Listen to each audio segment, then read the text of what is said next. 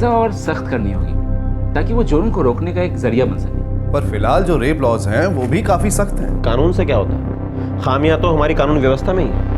बरसों तक कोर्ट में केसेस चलते रहते हैं, फिर कुछ नहीं होता। जिस मशीनरी की जिम्मेदारी है कि इन कानूनों को लागू करे, वो अपना काम ठीक से हैंडल नहीं करता। चाहे एफआईआर दर्ज करना हो या फिर इन्वेस्टिगेशन करना हो या फिर चार्जेस फ्रेम करना हो, हर बात में लापरवाही, हर कदम पर रोड़ी। लेकिन ये सारी बातें हमारी रिपोर्ट के दायरे में नहीं आती। क्यों नहीं आती और क्यों नहीं आ सकती? हमारा काम है प्रेजेंट लॉज में जो चेंजेस करना है उसके बारे में सोचना, ये सिस्टम बदलना नहीं। सिर्फ कानून बदल देने से हालात बदल जाएंगे? लेकिन हम अपने मकसद के दायरे के बाहर भी तो नहीं जा सकते।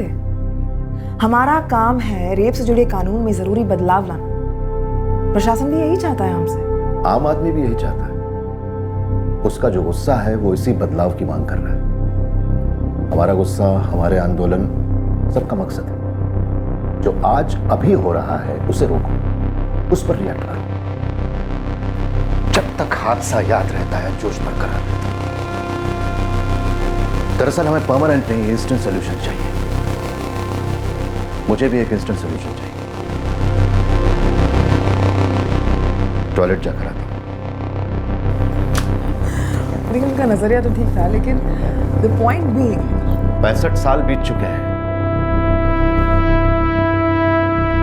फिर भी हम लोग कुछ नहीं सीख पाए। हम ये भी नहीं सोचते कि बहुत सारी चीजें ऐसी हैं जिन्हें हमें जड़ से बदलना है। आता हूं।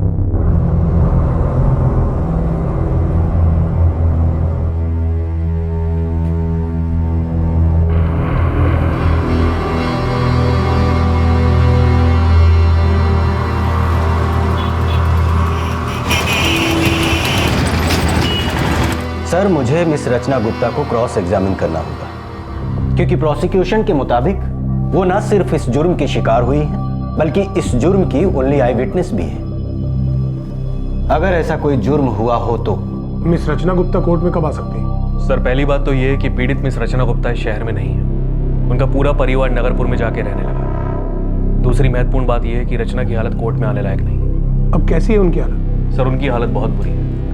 इस जुर्म की वजह से वो मेंटल डिसऑर्डर की शिकार हो चुकी है। ठीक है, आपको उनकी मेडिकल कंडीशन की रिपोर्ट्स कोर्ट में दाखिल करनी होंगी। अगली सुनवाई उसके बाद ही होगी।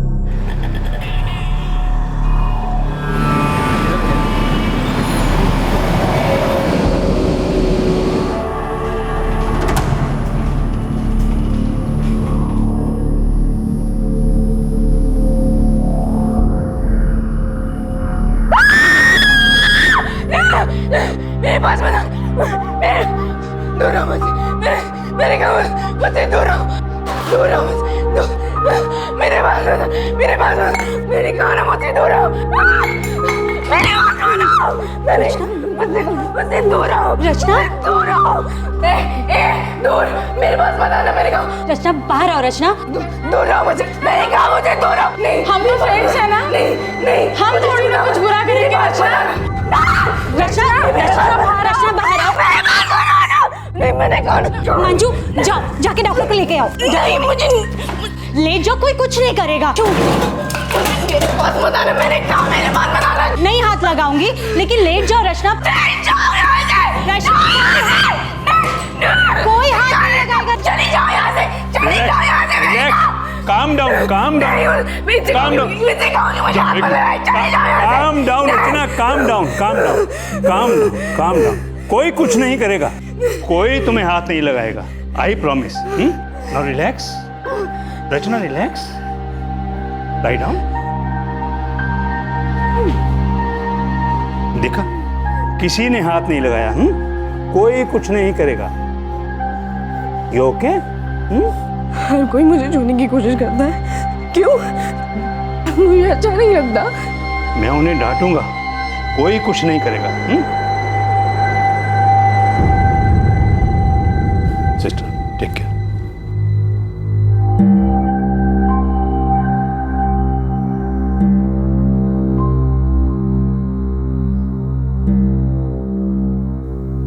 रचना राजपुर नगर जाकर कोर्ट में पेशी देने की हालत में नहीं है। तो हमें आपके एक लेटर की जरूरत पड़ेगी। केस इसी वजह से अटका पड़ा है कि डिफेंस रचना को क्रॉस एग्जामिन करना चाहता है। मेरी बेटी कभी ठीक हो पाएगी डॉक्टर साहब? मुश्किल है कुछ कहना। हालांकि शारीरिक रूप से काफी हद तक रिकवर हो चुकी है, लेकिन जो उसे मानसिक आघात पहुंचा है उसका असर बहुत गहरा है।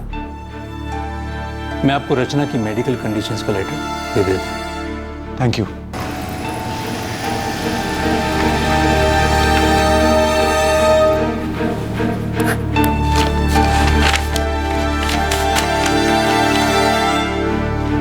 Thank you doctor.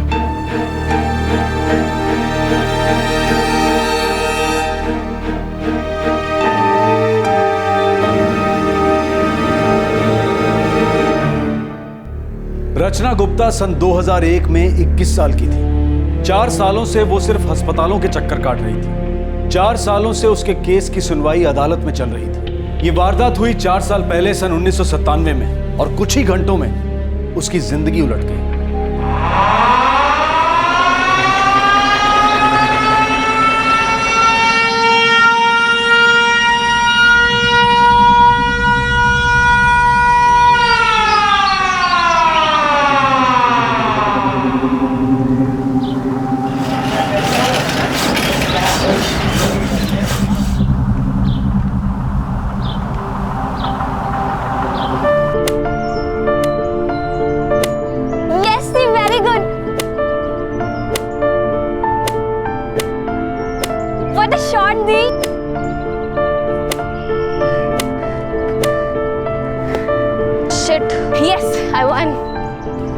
कल फिर से हो जाए। कल तो मैं ही जीतूंगी। चले, बाय नेहा। बाय दीदी। बीटेक एंट्रेंस क्लियर करना बहुत ही डिफिकल्ट होता है क्या?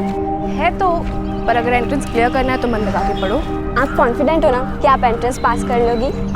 कॉन्फिडेंट तो हूँ, पर ओवर कॉन्फिडेंट नहीं हूँ। हाँ।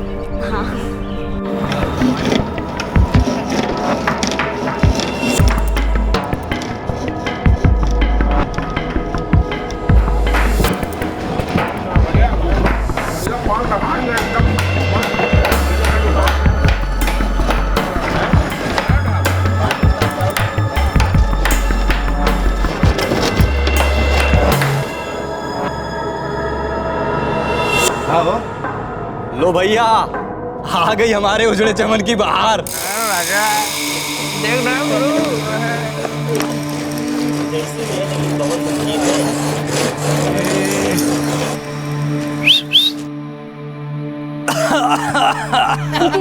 चलो यहाँ से, इनके मुंह मत लगो।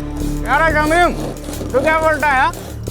ये लड़की की इसका 10वीं क्लास की है ना, कुछ ज्यादा ही छोटी लग रही है नहीं? सफी भाई, ये तो न्योता है, न्योता।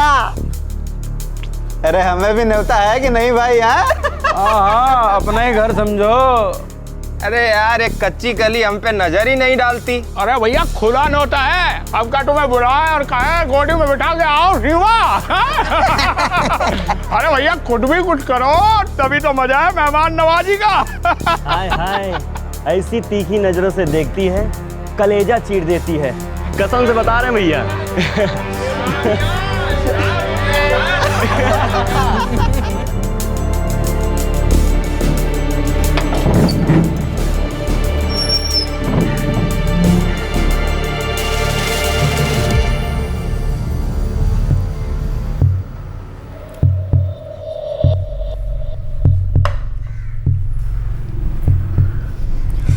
इतना गुस्सा आ रहा है ना मुझे, ऐसा लग रहा है कि पत्थर उठा के एक एक का सर ही फोड़ दूं।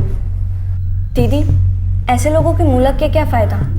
हम मम्मी को बताते हैं। मम्मी, आपसे कुछ बात करनी है। पिक्चर देखनी है? नहीं, अपने पापा से बात करो। नहीं मम्मी, मुझे कुछ और बात करनी है। क्या बेटा, क्या हुआ? मम्मी, वो जो चौक वाली दुकानदार है ना, वो पान वाला, लॉन्ड्री वाला, वो रोज गंदे गंदे कमेंट्स मारते हैं, रोज। अच्छे लोग हैं बेटा, और मैंने तुमसे कितनी बार कहा है कि पीछे वाली सड़क से आया करो। पर क्यों मम्मी? पीछे वाले रास्ते से 15 मिनट ज्यादा लगते हैं स्कूल से घर पहुंचने में। क्योंकि उस रास्ते पर ऐसे आवारा लोग नहीं होते। कुछ घटिया सड़क चाप लोगों की वजह से हम अपना रास्ता बदले? बेटा, ऐसे लोगों की कोई इज्जत नहीं होती, इन्हें कोई फर्क नहीं पड़ता, पर हमें पड़ता है। और ओछे लोगों की ना संगत अच्छी ना दुश्मनी। शरीफ लोगों का रास्ता ही अलग है। जब सामने ही नहीं पड़ेंगे तो कोई तकलीफ ही नहीं होगी। बेटा समझा करो, जानबूझकर खतरा क्यों बोल ले? रचना,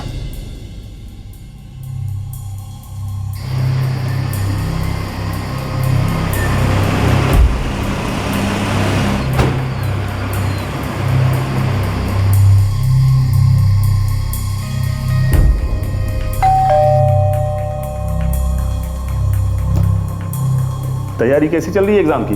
एकदम बढ़िया पापा। पापा 12th के बाद मैं भी बीटेक एंट्रेंस दूंगी। वेरी गुड बेटा, पर इस वक्त कॉन्सेंट्रेट ऑन 10th। पहले एसएससी में अच्छे मार्क्स, दीदी से भी अच्छे। Okay? Yes papa.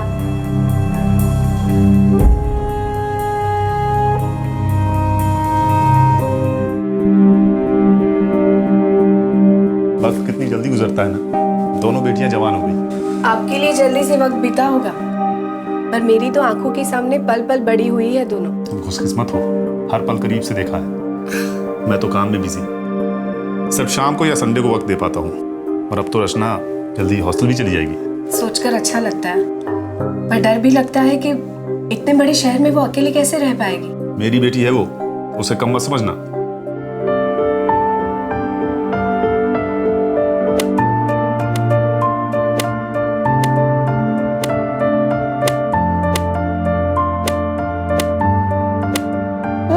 Very good.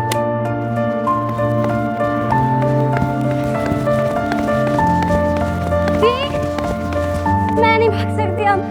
अरे चल। नहीं। क्यों, तुम भाग नहीं सकती? भाग नहीं आता तुझे? मैं हर बार हार जाती हूँ। और वो हार जाती है तो क्या हुआ, ट्राई करना चाहिए ना। नहीं, मैं नहीं कर सकती अब।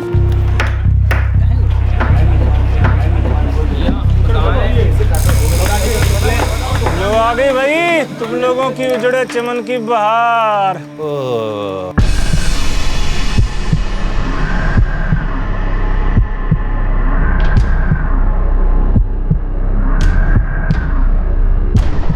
गुड्डो रानी, अपना कपड़ा कभी हमें भी दो स्त्री को। ऐसी कड़क करेंगे स्कर्ट कि पहनने में मजा आ जाए। अबे साला, तुम्हारी तो शक्ल पे ही तुम्हारी नीयत लिखी है। गुड्डो रानी, यहाँ आया करो हमारे पास। दीदी नहीं, चुपचाप घर चलो। है गुस्से में नैन कितने तीखे दिखते हैं रे। दी, तुम लोगों को शर्म नहीं आती क्या ऐसी हरकतें करते हुए? अरे ऐसा क्या कह दिया हमने? क्या सोचे तुम लोगों की? माँ बाप ने यही सिखाया है। क्या है ना भाई, हम अंग्रेजी स्कूल में पढ़े नहीं ना, औकात नहीं है हमारी। तो तुम ऐसा करो कि तुम्हें हमें सिखा दो कि कौन सी बात से गुदगुदी होती है और कौन सी बात से गुस्सा होता है। नहीं, कसम खा के कहते एकदम दिल लगा के सीखेंगे। हाँ। और आप लोग तो पढ़े लिखे हो ना, कंपनी में नौकरी करते हो, तो यहाँ पे खड़े खड़े इन सबके घटिया कमेंट्स में हंस क्यों रहे हो? अगर आप लोगों की माँ बहन के साथ ऐसा ही होता तो दांते काते ऐसे। हरी मिर्च देखने में जितनी पतली, चखने में उतनी ही तीखी है ना सफी? अरे कामरान भाई, आप नहीं जानते हैं, लड़के में बहुत करारा जोर है। कसम से बता रहे, जब उछल उछल के बैडमिंटन की फुद्दी मारती है ना, हाय हाय हाय, मजा आ जाता है। अरे भाई, कहाँ होता है ये उछल कूद का खेल? जरा हमें बताओ यार, हम भी जरा देखें उछल कूद। दी घर चलो ना। मजा आया या और मजा चकाऊं? एक लाख दूं क्या तुम्हें?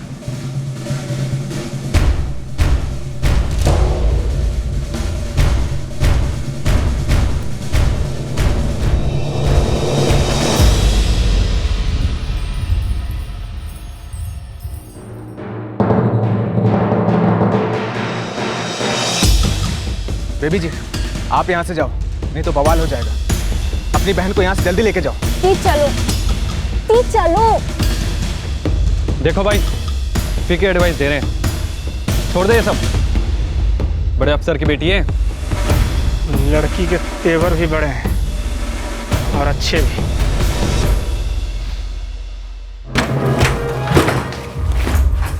दीदी जाने दो, कल हम पीछे के रास्ते से आ जाएंगे। क्यों? गलती उनकी और सजा हम भुगते। दीदी प्लीज, इतना गुस्सा करने का क्या फायदा? हाँ, मुझे बहुत गुस्सा आ रहा है और मैं अपना रास्ता नहीं बदलूंगी। श्रुति, उन्हें अपना तरीका बदलना ही होगा।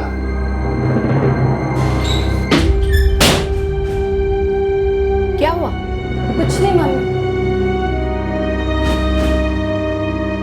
क्या हमें अपनी रिपोर्ट में लॉ अथॉरिटीज की खामियों पर उंगली रखनी चाहिए? शुरुआत वहीं से करनी चाहिए।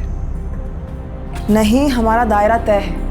हमें सिर्फ रेप लॉज में बदलाव लाने के सुझाव देने, यही सही होगा।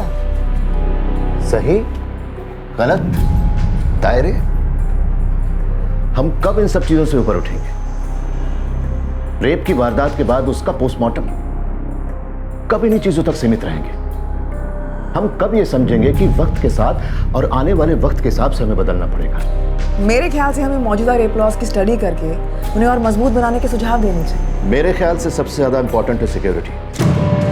वीआईपीज और पॉलिटिशियंस को सिक्योरिटी क्यों दी जाती है? क्योंकि उनकी जान को खतरा होता है, ऐसा सिस्टम का परसेप्शन है। उनकी सिक्योरिटी के लिए, उनकी सुरक्षा के लिए, उन्हें आने वाले खतरे से बचाने के लिए दी जाती है सिक्योरिटी। पर आप जरा हमारे देश के किसी भी नुक्कड़, किसी भी गली, किसी भी कस्बे, किसी भी शहर में जाकर देखिए, औरतें जो रोज सह रही हैं, वो सेक्सुअल हैरेसमेंट, वो ईव टीजिंग, हम क्या कर रहे हैं उनके लिए? सिक्योरिटी की बहुत बड़ी जरूरत उन्हें भी तो है। लॉ तो जुर्म हो जाने के बाद हस्तक्षेप करता है, लेकिन अगर हमें जुर्म के इस सिलसिले पर अंकुश लगाना है तो हमें यह सोचना होगा कि जुर्म को होने से कैसे रोकें। You're a grumpy old man. 65 साल का हूं, सठिया गया हूं, इसीलिए जल्दी चिढ़ जाता हूं। लेकिन बेहतर यह है कि चिढ़ के ही सही, लेकिन हम असलियत को पहचानें। इससे पहले कि देश के सारे लोग चिड़चिड़ा उठें और सबके सामने यह सवाल करने लगे कि क्या हमारा संविधान सिर्फ ताकतवर और अमीरों के लिए है, एक आम आदमी के लिए नहीं। जब तक लोग नहीं चिढ़ते हमें अपना काम करना है, कानून को ठीक करना है।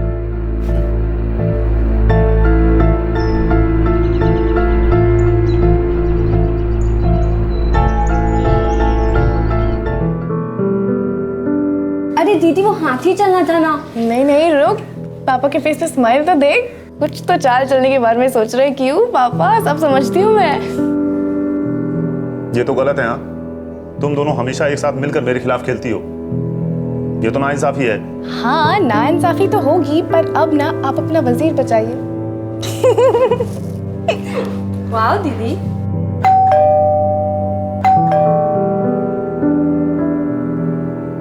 पूरा बोर्ड याद है मुझे। कोई चीटिंग मत करना, कोई प्यादा हिलाना मत। कहिए जी। क्या ये? रचना बेबी जी के लिए, हमको बोला दे देना। क्या ये? क्या है पापा? क्या हुआ? कौन आया था?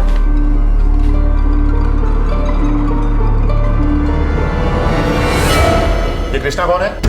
कृष्णा मेरी क्लास में पढ़ता है। क्यों, क्या हुआ पापा? ये सब क्या हो रहा है स्कूल में? क्या लिखा उसने?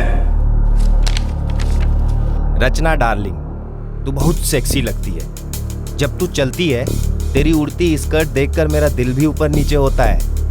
तेरी बॉडी को ऊपर से नीचे तक चूमने का मन करता है, छूने का दिल करता है। मुझे मालूम है जान, तू भी तो यही चाहती है, तभी रोज खूब इशारे देती है। मैं ही बेवकूफ़ हूँ जो इशारे नहीं समझा अब तक। लेकिन अगली बार मिलूंगा तो अपनी भूख और तेरी प्यास दोनों मिटा दूंगा। तेरा और सिर्फ तेरा कृष्णा। पापा, ये कृष्णा नहीं लिख सकता। कृष्णा एक बहुत ही अच्छा लड़का है। तो फिर किसने किया है? ये जरूर उस लॉन्ड्री वाले और उसके घटिया दोस्तों ने ही लिखा होगा। पापा, वो रोज मुझे और श्रुति को तंग करते हैं।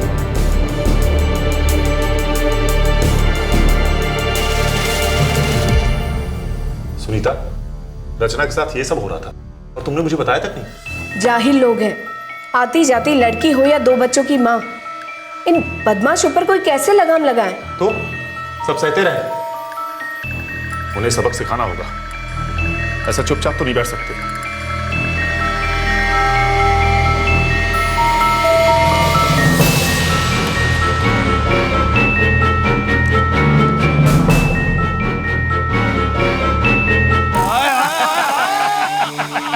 अरे लौंडिया और उसका बाप पूछते रहे कहाँ है। हम पट्ट से हाथ में थमा दिए चिट्ठी और खिसक लिए। तो बाप ने जम के धुलाई की होगी छोकरी की। तो पता चलेगा आज। अबे वो देखो हमारे उजड़े में चमन की बहार का बाप आ रहा है। आने दो उनको डिस्टर्ब मत करो। ये क्या गंदगी है? गंदगी? अरे साहब, हमको किसी ने बोला चिट्ठी दे दो, हम दे दिए। तुम सब कान खोलकर सुन लो। अपनी औकात में रहो, सुधर जाओ नहीं तो यहाँ से बाहर फेंकवा दूंगा, समझे? क्या हुआ सर, बताइए तो सही। तुम हो कौन? कौन हो तुम बीच में टांग अड़ाने वाले? अरे हम जो भी हैं उससे आपको क्या, चिल्लाते हुए तो आप आए यहाँ पे। देखो तुम जो भी हो, ज्यादा होशियारी नहीं, और अगली बार तुम में से किसी ने ऐसी कोई हरकत की, मेरी बेटी के साथ बदतमीजी की, तो सीधा पुलिस लेकर आऊंगा और ये जो दुकान है ना सब उखड़वा के फेंकवा दूंगा। और हाँ, इसे खोखली धमकी मत समझना, अपनी रोजी रोटी का ख्याल रखो, वरना जो होगा उसका तुम्हें अंदाजा भी नहीं है।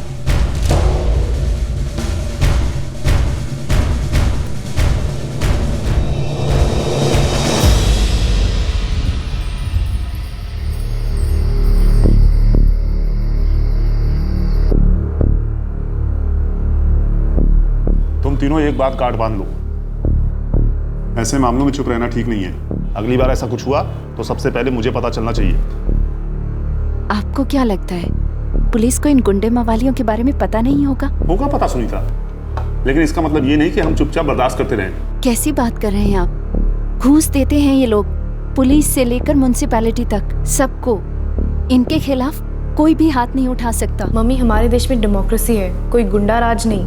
मालूम है बेटा, पर शायद तुमने नहीं देखा होगा कि मैं भी अखबार पढ़ती हूँ। तुम लोगों के चले जाने के बाद मैं सारी खबरें पढ़ती हूँ। पहले पन्ने से लेकर तीसरे पन्ने तक कई खबरें छपती हैं, लड़कियों और औरतों की छेड़खानियों की खबरें, या फिर वो खबरें जो छेड़खानियां वारदात में बदल जाती हैं। आवाजें उठती हैं गुस्से में, जोश में, फिर बैठ भी जाती हैं, खो भी जाती हैं। फर्क सिर्फ उन लोगों को पड़ता है जिन पर ये बीतती है और उनके परिवार वालों पर। तब ये डेमोक्रेसी और गुंडाराज कोई मायने नहीं रखता।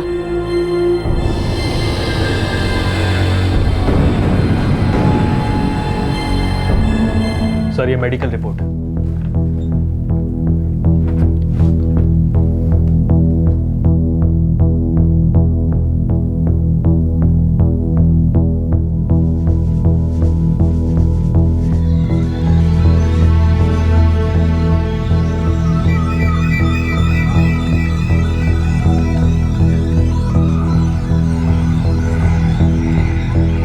सर, जब तक लड़की कोर्ट में नहीं आएगी, प्रोसिक्यूशन ये साबित नहीं कर सकता कि उसके साथ बलात्कार हुआ था। अगर हम सिर्फ रचना गुप्ता के बयान पर इस केस का फैसला करेंगे तो ये मुकदमा इंसाफ का एक मजाक बनकर रह जाएगा। सर, पिछले 4 साल से वो मानसिक पीड़ा सह रही है। एक आम लड़की से एक मरीज बनकर रह गई है। जिसका एक उज्जवल भविष्य होना चाहिए था, वो अंधकार में खोकर रह गई है। किसी के छूने भर से, किसी के नजर भर के देखने से भी वो चीख चीख कर पागल सी हो जाती है। और आप कह रहे हैं कि ये 13 लोग उसकी हालत के जिम्मेदार हैं।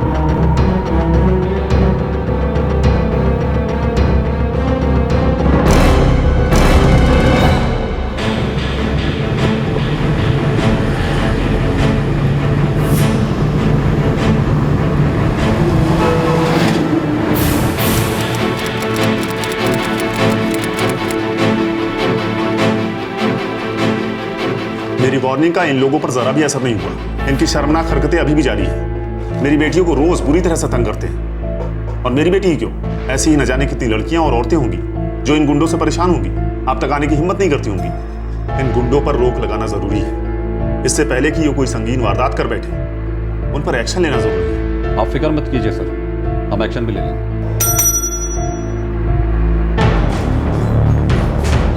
अच्छा मुकेश, जरा चौक पे जाओ, वहां पर जितने भी दुकानदार और फेरी वाले हैं उन सबको चमका दो। उनसे कहना कि उनके खिलाफ एक लड़की को छेड़ने की कंप्लेंट दर्ज हुई है। अब अगर वो नहीं सुधरे तो उन सबको एरिया से बाहर निकलवा कर फेंकवा दूंगा। सर। कुमार साहब, सिर्फ वार्निंग देना काफी होगा क्या? गुप्ता साहब, पुलिस वालों की वार्निंग अच्छी तरह समझते हैं वो लोग। आप देखिएगा, आइंदा से वो किसी भी लड़की को छेड़ने की हिम्मत नहीं करेंगे।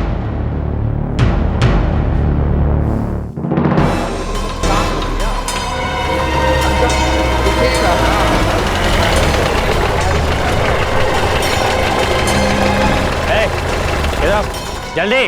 क्या हुआ सब? बहुत चर्बी चढ़ा तुम लोग को। क्या बात हुई साहब?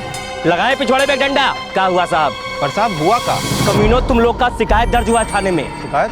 कैसा शिकायत साहब? आते आते लड़की को छेड़ते हो। बकवास है साहब। साहब सर उठाने का टाइम नहीं यार, लड़की किधर से देखेंगे हम लोग? साहब कोई गलत रिपोर्ट लिखाया होगा। हाँ। हम लोग शरीफ आदमी हैं साहब। हीरो चुप।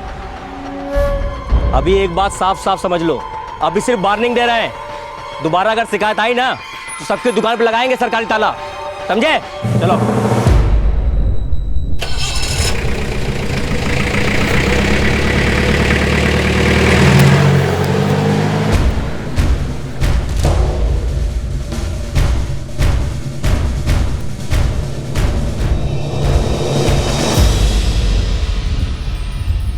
सिर्फ एक चेतावनी, क्या सिर्फ एक चेतावनी देकर आने वाले खतरे को रोका जा सकता है? सिर्फ एक वार्निंग देकर ड्यूटी बजाने का रिवाज क्या तब भी इसी तरह से पूरा होगा जबकि शिकायत किसी वीआईपी, सत्ताधारी या किसी अमीर आदमी की तरफ से आई हो? या ऐसा सिर्फ एक आम आदमी के साथ होता है?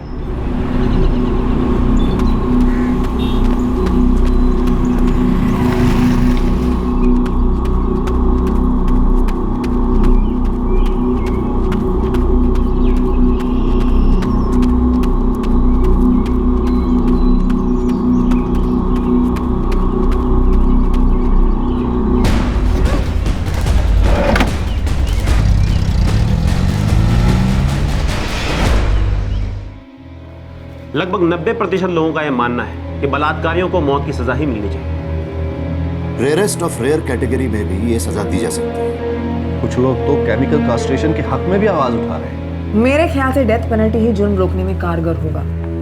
सन 2005 में एक बलात्कारी को फांसी की सजा हुई थी कोलकाता में। नाम था धनंजय चटर्जी।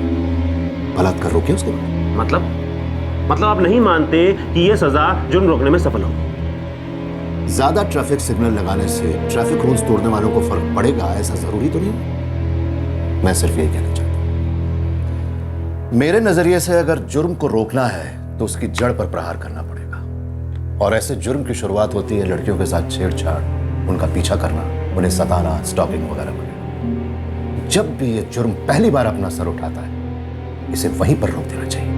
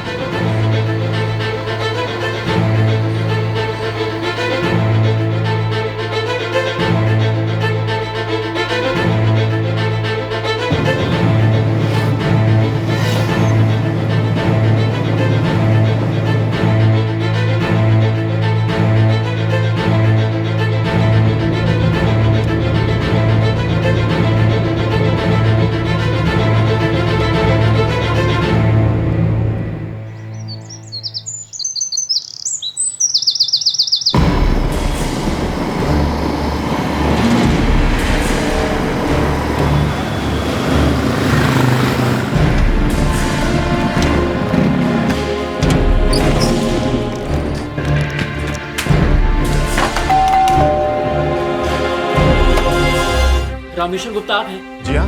रचना आपकी बेटी है? जी हाँ। कहाँ है वो? आप लोग कौन है? जी वो हमारे घर पर है, उसकी हालत बहुत खराब है।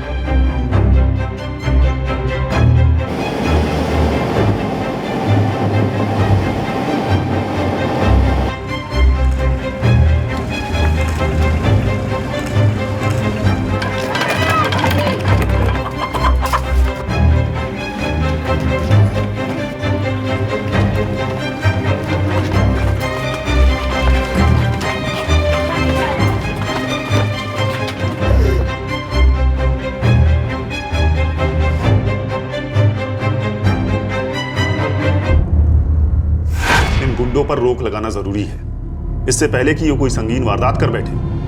उन पर एक्शन लेना जरूरी है।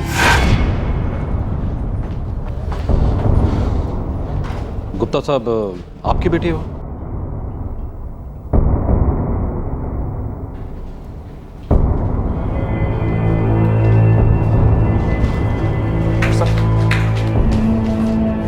आप लोग जरा इस तरफ आइए।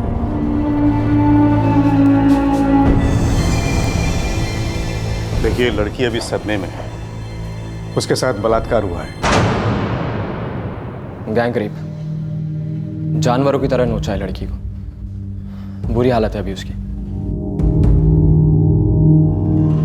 लड़की का बयान ले सकते हैं? जी नहीं, अभी वो होश में नहीं है, पर आई थी तब थी, लेकिन काफी शॉक में थी, कुछ बोल नहीं पा रही थी। गुप्ता साहब, मैं कंप्लेंट दर्ज करता हूं, आपको कंप्लेनेंट बनना होगा।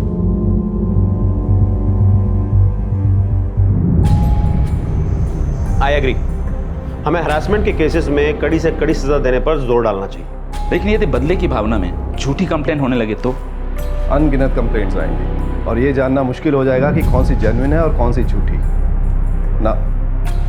ये वन साइड सोल्यूशन। तो आप लोग ये कहना चाहते हैं कि औरतें अपनी दुश्मनी निकालने के लिए इस कानून का इस्तेमाल करेंगी? नहीं, मेरे कहने का ये मतलब है। एक्चुअली जरूरी यह है कि हैरेसमेंट की कंप्लेंट्स ना सिर्फ दर्ज की जाएं बल्कि बराबर से उन पर फॉलोअप भी होना चाहिए।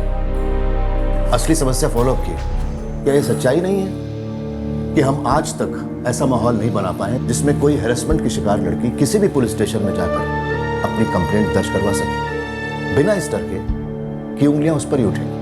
क्या उसकी शिकायत को गंभीरता से लिया जाए? क्या हम ये नहीं समझ पा रहे हैं कि हमारी लॉ एनफोर्समेंट अथॉरिटी का एक छोटा सा गलत कदम, उनकी एक छोटी सी गलती किसी बहुत बड़े घिनौने जुर्म को जन्म दे सकती है?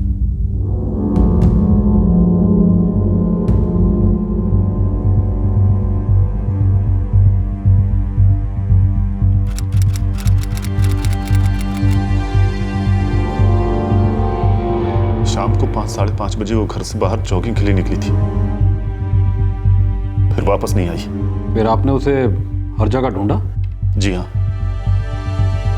सारी रात ढूंढा, रचना के सारे दोस्तों को फोन भी किया। फिर सुबह सुबह टीकमपुर से 2 लड़के फरीद और असलम आए। हम उनके साथ उनके घर गए तो वहां मेरी बेटी। गुप्ता साहब, कहीं आपका शक वो चौक वाले लड़कों पर तो नहीं?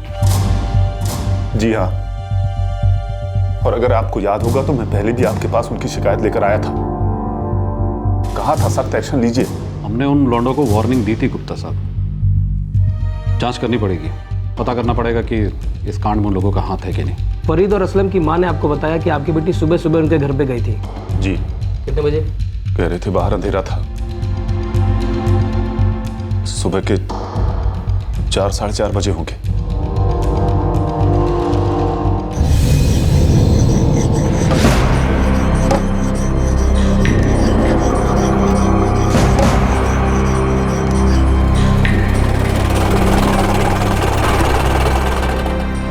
इधर आओ, इधर आओ,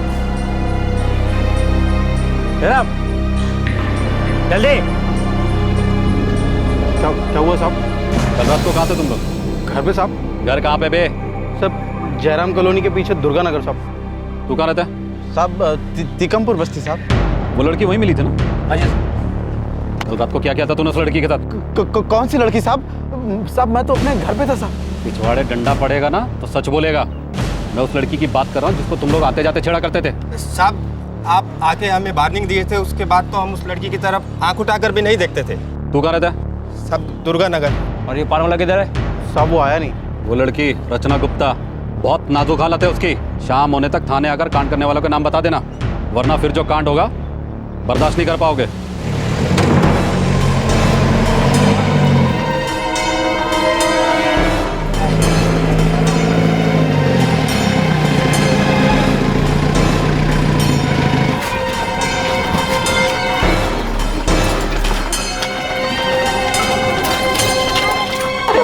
मेरे बच्चों ने कुछ नहीं किया साहब, मेरे बच्चों को छोड़ो ना साहब, मेरे बच्चों को छोड़ो साहब, मेरे बच्चों ने कुछ नहीं किया, मेरे बच्चों साहब, मेरे बच्चे बेकसूर है साहब, अल्लाह कसम उन्होंने सिर्फ लड़की की मदद की है साहब। वो लड़की कहाँ से आई थी?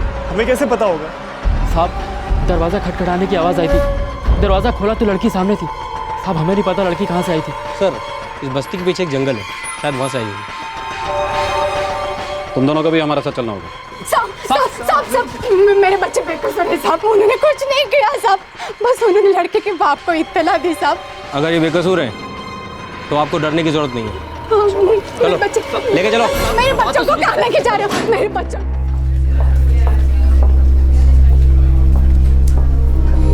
थोड़ा वक्त लगेगा, जख्मों का इलाज कर दिया, लेकिन मेंटली रिकवर होने में थोड़ा टाइम लगेगा।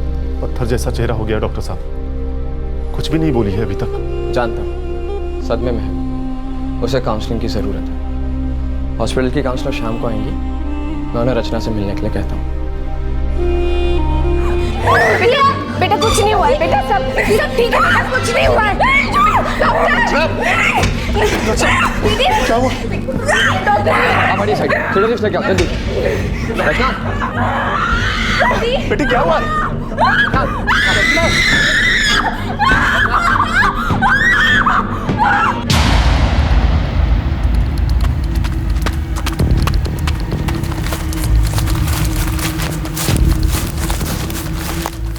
वो लड़की यहीं से आई थी? मालूम नहीं साहब, हो सकता है यहीं से आई हो। ये बस्ती जंगल के बहुत नजदीक है, कौन लोग शामिल थे इसमें? साहब अम्मी कसम, हमें नहीं पता साहब, हम लोग कॉलेज में पढ़ते हैं और शाम को घर देर से लौटते हैं। ये कांड भी शाम के बाद ही हुआ था।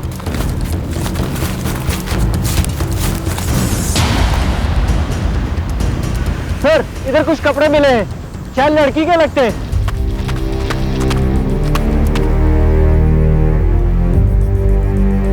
कपड़े में खून के धब्बे, लड़की का हो सकता है।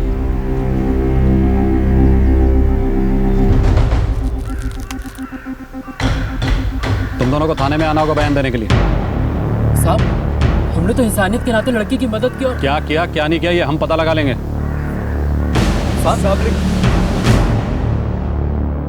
हाँ ये दीदी के कपड़े, शाम को उन्होंने यही पहने थे। इन कपड़ों को फॉरेंसिक और मेडिकल जांच के लिए भिजवा दो। सर। गुप्ता जी, क्या आपकी बेटी इस वक्त बयान देने के हालात में है? सर एक शब्द भी नहीं बोली है अभी तक। जब से ये सब हुआ है सिर्फ रोती है और चीखती है। हमने उन दोनों लड़कों फरीद और असलम के बयान ले लिए, लेकिन इस वारदात की एक ही चश्मदीद गवाह आपकी बेटी, जिसका बयान लेना बहुत ही जरूरी है। मुझे पता है सर, ये उन चौक वाले दुकानदारों का ही काम है।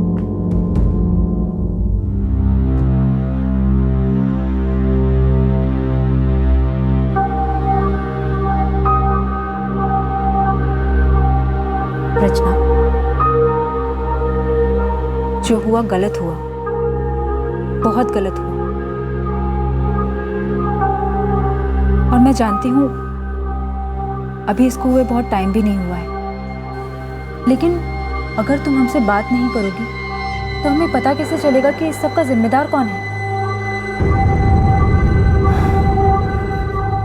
अच्छा ठीक है, अगर तुम बात नहीं करना चाहती हो तो मैं तुमसे कोई सवाल नहीं पूछूंगी। मैंने सुना है कि तुम बैडमिंटन बहुत अच्छा खेलती हो, चैंपियन भी रह चुकी हो। तुम्हारी बहन श्रुति ने मुझे बताया।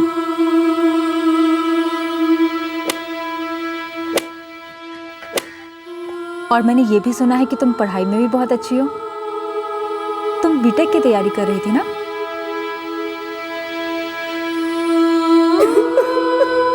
अच्छा शांत हो जाओ। अगर तुम नहीं चाहती तो मैं तुमसे कोई सवाल नहीं पूछूंगी, ठीक है? हम कोई बात नहीं करेंगे। तुम म्यूजिक सुनना पसंद करोगे? किस तरह के गाने पसंद करते हो तुम? रचना गुप्ता की हालत बहुत ही नाजुक थी।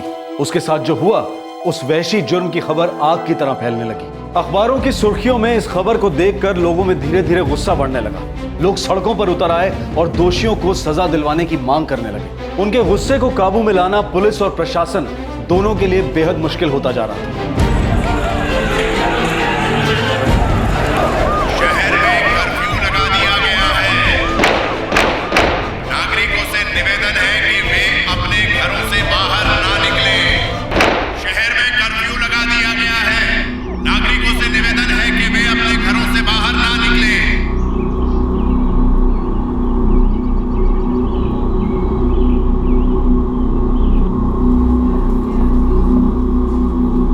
सर, सिचुएशन अभी कंट्रोल में है और शाम को कुछ घंटों के लिए हम कर्फ्यू रिलैक्स भी करने वाले हैं।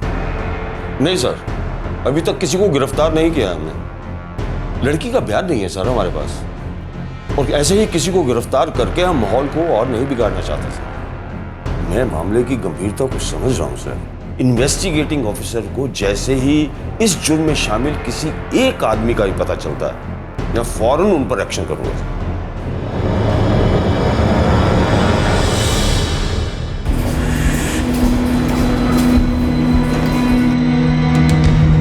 सब इंस्पेक्टर मुकेश इस केस की डेवलपमेंट की अब तक की सारी जानकारी आपको दे देंगे। लड़की का बयान ले नहीं पाए, ये हमारी सबसे बड़ी कमजोरी है। जानता हूं। पांडे जी, अब आप आ गए तो ये केस स्पीड में आगे बढ़ेगा। All the best. थैंक्स। मुझे वो पिछली कंप्लेंट चाहिए जो लड़की के पिता ने दर्ज की थी। सर, लेकिन पिछली कंप्लेंट तो हमने दर्ज नहीं की सर।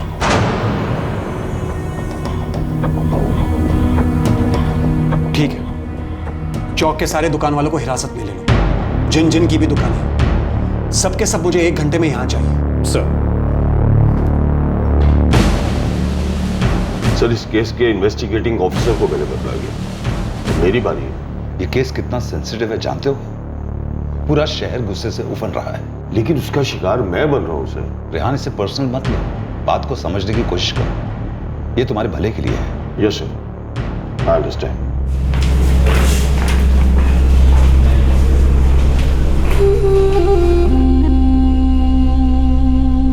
दीदी, स्कूल में सब आपको बहुत मिस कर रहे हैं और नेहा ने आपके लिए कार्ड भेजा है। देखो, गेट वेल सून। ये देखो, अच्छा है ना?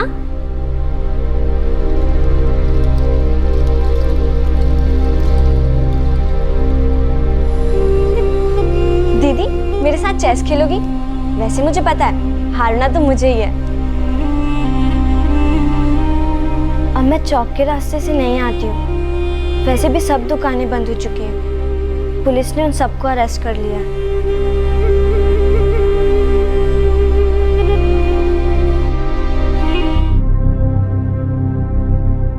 कपड़ों से मिले ब्लड सैंपल्स लड़की से मैच करते हैं और कई सारे सीमन के ट्रेसेस भी मिले, बहुत ज्यादा ट्रेसेस हैं।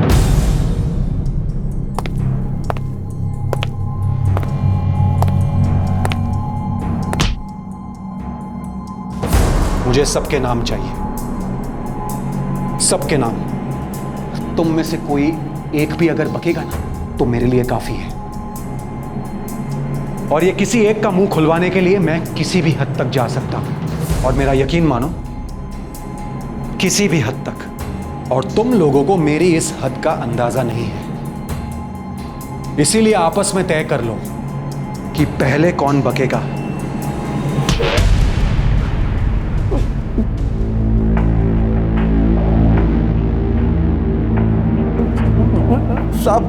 साहब, हमें लगता है कि इसमें गुफरान और इदरीस का हाथ है साहब।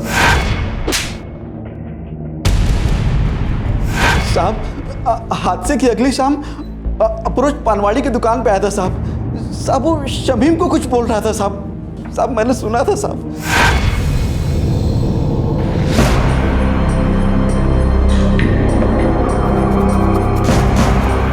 बस्ती के 2 लड़के थे पुलिस के साथ, पर दोनों को कुछ मालूम नहीं था।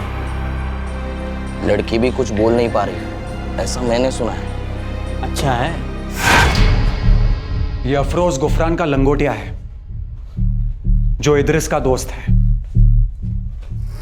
और कौन कौन था उनके साथ? साहब शमीम है जो इदरिस के साथ काम करता है। और वो आफ्ताब वो हमेशा गुफरान के साथ ही आता था साहब। घर कहाँ है उनका? टीकम पर बस थी। ये वही जगह जहां लड़की मिली थी? हाँ साहब। मुझे पक्का यकीन है कि ये सब उस जुर्म में शामिल थे। इसीलिए जब तक कोई बकता नहीं है कि कब कैसे कहां जुर्म की प्लानिंग की और कैसे लड़की को किडनैप किया, किसी को छोड़ना मत।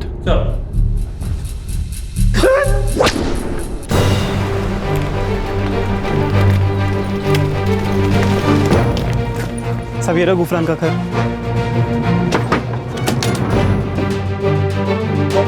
जी साहब। गुफरान कहाँ है? पता नहीं साहब, वो एक हफ्ते से घर नहीं आया।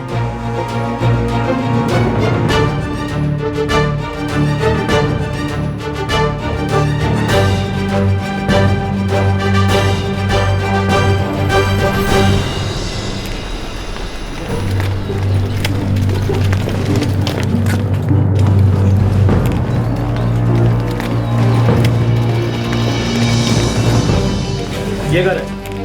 आओ।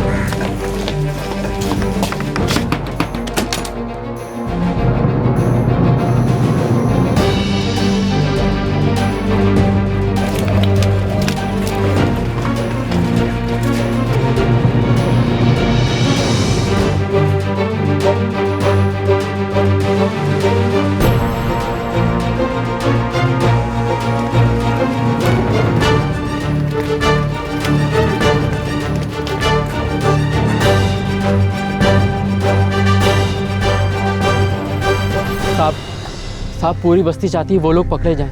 नाक में दम करके रखा है उन्होंने। मुकेश, निगरानी और भी तेज कर दो, सबको दर्द दबोचो, कोई भी बच ना सके। जहन्नुम बना दो उन कमीनों की जिंदगी। जी सर।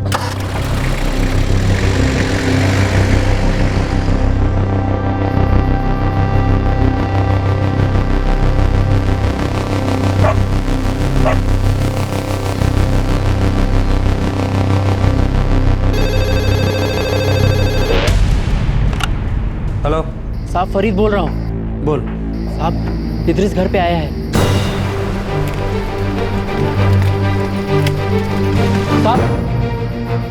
साहब वो घर के अंदर है। यहाँ आ जाओ।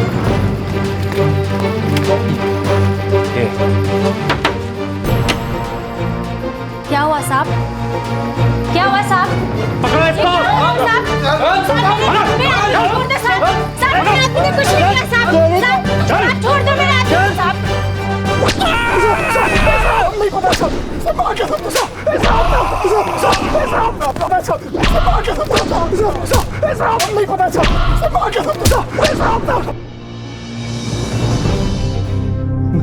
सच कह रहे साहब, हम सिर्फ साथ थे साहब, प्लानिंग हमारी नहीं थी साहब। तो किसकी थी प्लानिंग? गुफरान की थी साहब। और कौन था उनके साथ? आफ्ताब, शमीम और अफरोज। और कामरान, खालिद, शिवा, वेणु, आरिफ, सब इन सबको मालूम था क्या होने वाला है। अभी सिर्फ वार्निंग दे रहे हैं, दोबारा अगर शिकायत आई ना तो सबकी दुकान पर लगाएंगे सरकारी ताला। चलो।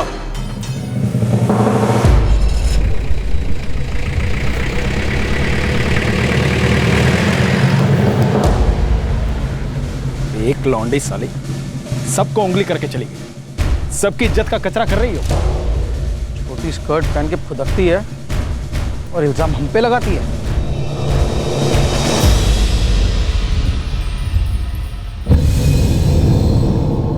मामला जो है थाने तक पहुंच गया।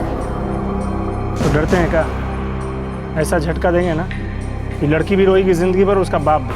हाँ गुफरान भाई, चमका देते हैं। चल कुछ सोचता हूँ। सबको पता था गुफरान क्या करने वाला है, हमने लड़की को उठाया साहब।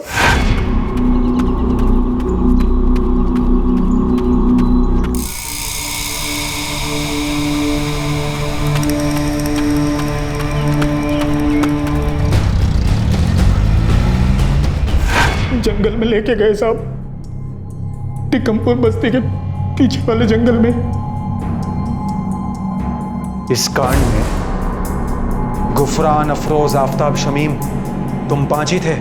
नहीं साहब, बाकी सब भी थे साहब, और बस्ती के 3 लोग और भी थे साहब।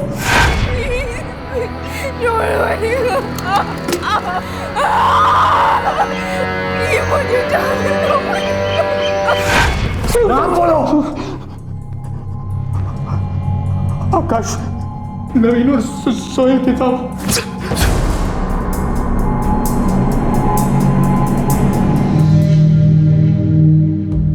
यह बहुत ही मुश्किल है। मैं इस वक्त रचना का स्टेटमेंट नहीं ले रहा हूं। स्टेटमेंट तो दूर की बात है, वो अभी किसी को पहचानने की हालत में भी नहीं है। देखिए डॉक्टर, मुजरिमों की शिनाख्त करना बहुत जरूरी है। उस आदमी इद्रिस ने अपना जुर्म कबूल कर लिया है। रचना का उसे आइडेंटिफाई करना बहुत जरूरी है। मैं उसका बयान मजिस्ट्रेट के सामने लेना चाहता हूं। यह केस के लिए बहुत इंपॉर्टेंट है।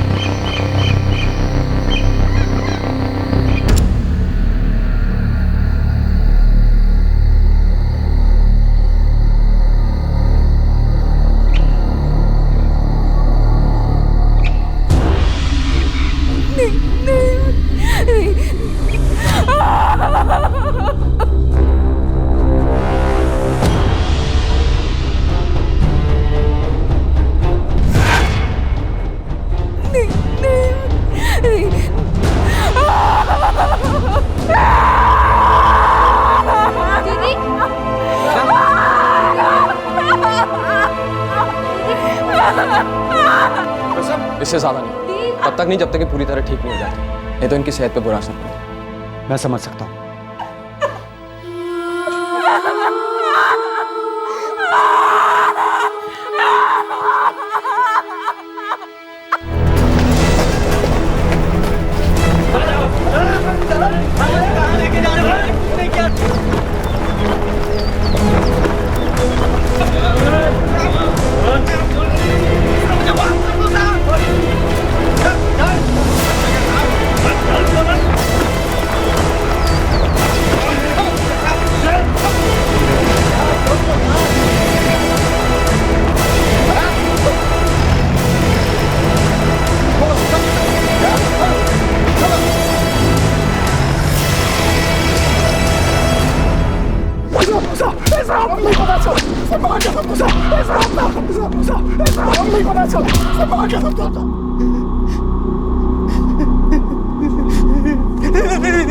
साहब नहीं पता गुफरान कहाँ है।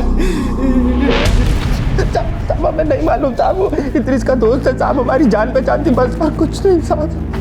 बताओ बताओ, नहीं तो हड्डी पटली तोड़ देंगे। बोल। सब हमने सब कुछ सच सच बताया सब। हमें नहीं पता कुत्ता गुफरान कहाँ है। हमें पता होता ना सब तो बता देते सब। बस्ती पे और घर वालों पे नजर रखो, मुझे ये आदमी चाहिए। सर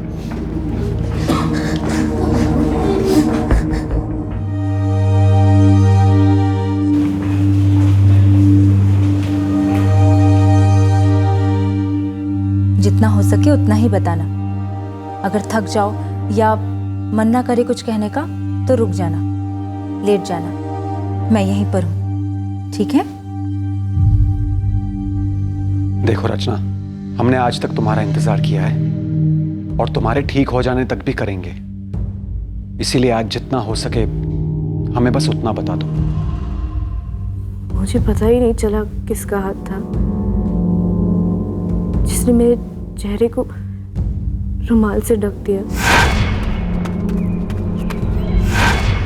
जब मुझे होश आया मैं एक जंगल में थी।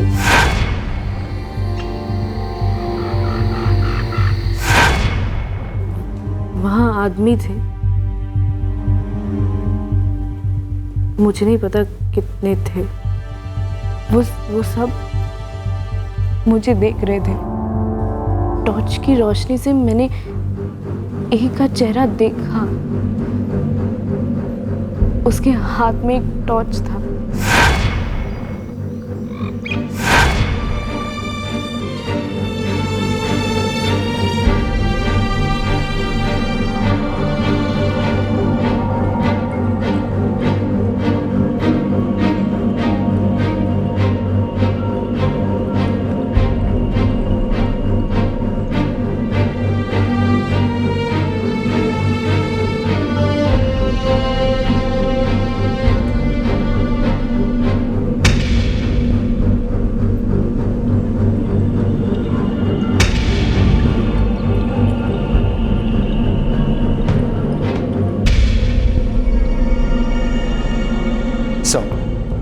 इदरिस, अफरोज, आफ्ताब, शमीम, कामरान, खालिद, शिवा, वेनू, सफ़ी और आरिफ सब इस जुर्म में शामिल थे। एक आदमी और भी है, गुफरान, जो अभी भी फरार है। इन सब की दुकानें उस चौक पर है जहां पर ये हर रोज लड़की को छेड़ा करते थे। सर 3 लोग और भी हैं, आकाश, सोहेल और नवीन।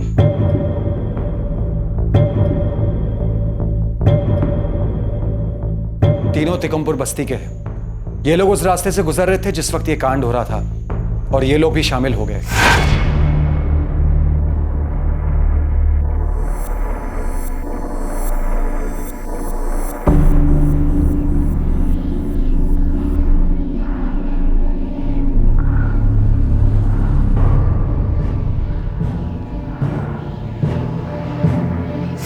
हमारे पास इदरिस, अफरोज, आफ्ताब और शमीम के कन्फेशंस हैं जो मजिस्ट्रेट के सामने लिए गए हैं।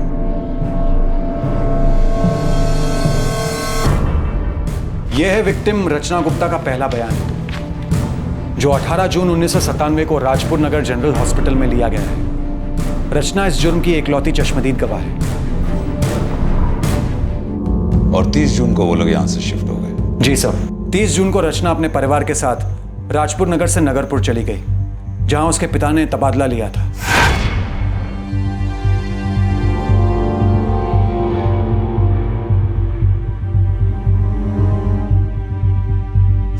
यह स्टेटमेंट भी रचना गुप्ता का है, जो 15 जुलाई 1997 को नगरपुर जनरल हॉस्पिटल में मजिस्ट्रेट की मौजूदगी में लिया गया है।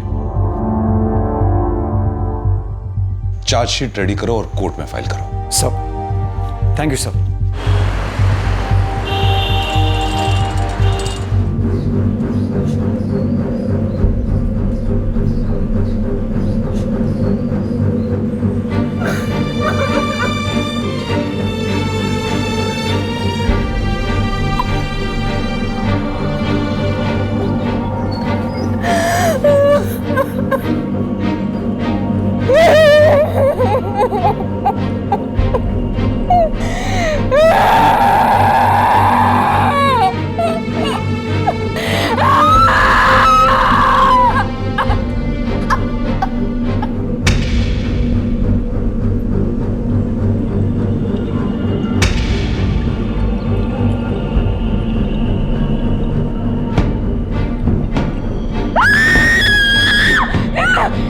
मेरे पास बना मेरे दूर हो मुझे मेरे मुझे दूर हो मेरे गाना मुझे दूर हो मेरे गाना मुझे दूर हो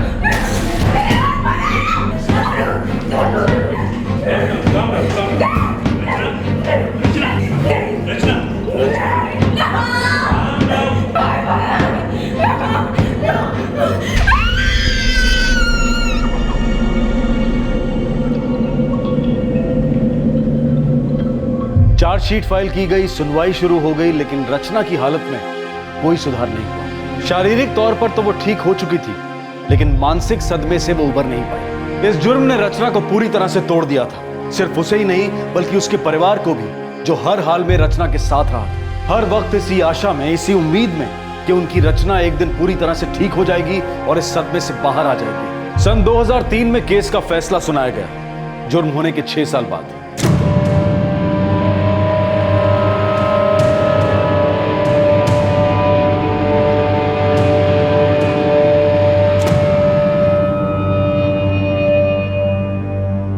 डिफेंस की ये दलील कि पीड़ित लड़की की गैर मौजूदगी में क्रॉस एग्जामिन किए बिना कोई ठोस सबूत नहीं मिलता, कोर्ट इस दलील को खारिज करती है। विक्टिम ने शुरुआती जांच में अपना पहला बयान इन्वेस्टिगेशन ऑफिसर को हॉस्पिटल के 3 डॉक्टर्स के सामने दिया था और उसका दूसरा बयान उस शहर के हॉस्पिटल में लिया गया था जहां उसकी फैमिली शिफ्ट हो गई, एक मजिस्ट्रेट के सामने। ये दोनों बयान एक दूसरे से मिलते हैं, जिससे साफ साफ पता चलता है कि ये लड़की एकदम सच बोल रही है। और रही बात मेडिकल रिपोर्ट की, तो इससे भी ये साफ है कि उस लड़की की ये हालत उस पर हुए हिंसक हमले की वजह से ही है। प्रोसिक्यूशन ने इन अपराधियों का जुर्म सारे सबूतों के साथ साबित किया है। ये अपराधी जिन्होंने एक लड़की की मर्यादा भंग की है, एक ऐसी लड़की जिसका उज्जवल भविष्य था और इस घिनौने जुर्म की वजह से उसका वो भविष्य खत्म हो गया और अब वो शायद एक लंबे समय तक इस सदमे से लड़ती रहेगी। यह अदालत इन अपराधियों को किसी भी हमदर्दी के काबिल नहीं समझती, बल्कि कड़ी से कड़ी सजा का हकदार मानती है। ऐसी सजा जो न्याय के अनुरूप हो और इस जुर्म के काबिल हो। इसलिए यह अदालत इन अपराधियों को उम्र कैद की सजा सुनाती है और साथ ही यह आदेश भी देती है कि उस लड़की के इलाज का सारा खर्च ये उठाएंगे, तब से जब उस लड़की को पहली बार अस्पताल ले जाया गया था।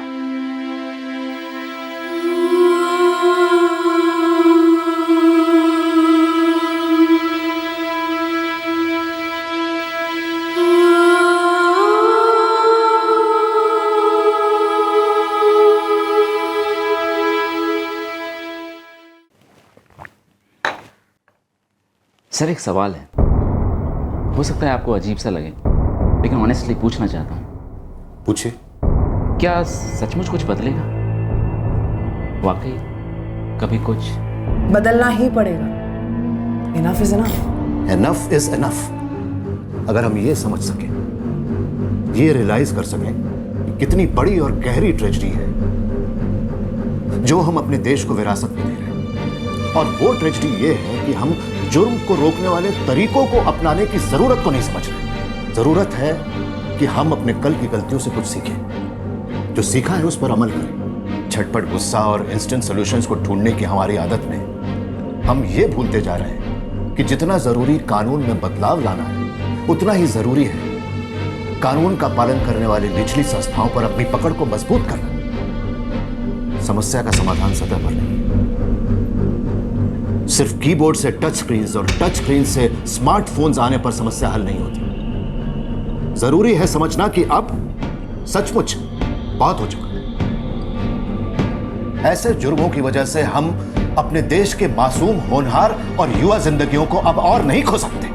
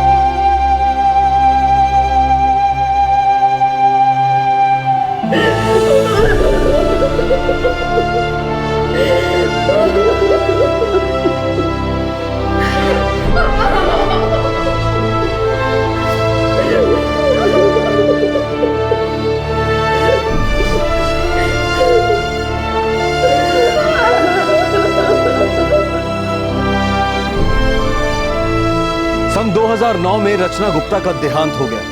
पूरे 11 साल तक मानसिक यातना सहने के बाद फरार मुजरिम गुफरान 2004 में पकड़ा गया।